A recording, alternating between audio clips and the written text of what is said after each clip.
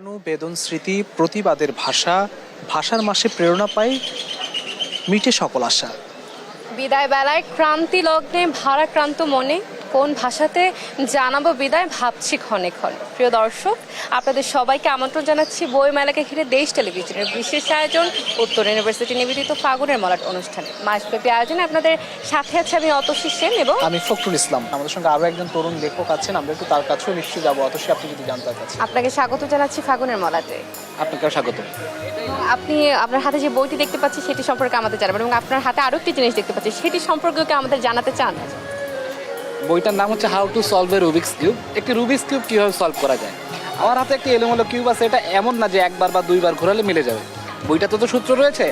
আমি যদি এই সূত্রের মাঝখানে এই কিউবটা এভাবে রেখে 1 2 3 4 এরকম করি এবং যদি কিউবটা বের করি দেখা যাবে যে কিউবটা মিলে গেছে। বইতে এমন সূত্র দেওয়া আছে যে বইটা পড়লে কিন্তু খুব সহজেই রুবিক্স কিউব কীভাবে সলভ করা যাবে এটা জানা যাবে। ভীষণ অদ্ভুত এবং ভীষণ সুন্দর। আপনি কি জাদু দেখালেন যে বইয়ের ভিতরে আপনার রুবিকটা রেখে মিলাই ফেললেন? লেখক বাদে অ্যামেচার ম্যাজিশিয়ান। ম্যাজিশিয়ান। আর কি ম্যাজিক আছে আপনার হাতে? আর ম্যাজিক আছে সেগুলো তো ইউটিউবে আছেই। আপাতত তো রুবিক্সের ম্যাজিক রয়েছে। এ বাদেও হচ্ছে এই যে গিনেস বুকে একটা রেকর্ড রয়েছে এই কিউব নিয়ে, কিউবের সংগ্রহ নিয়ে, সেটা একেবারে বইয়ের লাস্টেও দেওয়া রয়েছে।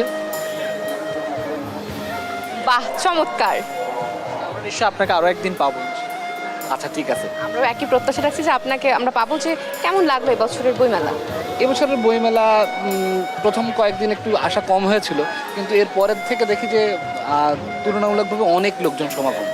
যে আরও এখন তো আরও একটা সুবিধা পেয়ে গেলাম যে 29 তারিখ বৃহস্পতিবার হয়, শুক্র এবং শনি আমরা 2 দিন আরও একটু বেশি পেয়ে গেলাম।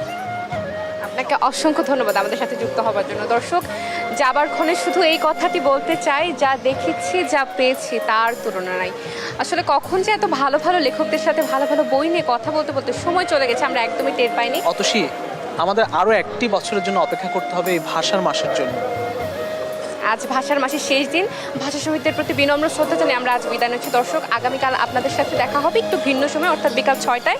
ততক্ষণ পর্যন্ত ভালো থাকুন, সুস্থ থাকুন, নিরাপদে থাকুন এবং দেশ টেলিভিশনের সাথেই থাকুন। শুভ সন্ধ্যা। শুভ সন্ধ্যা।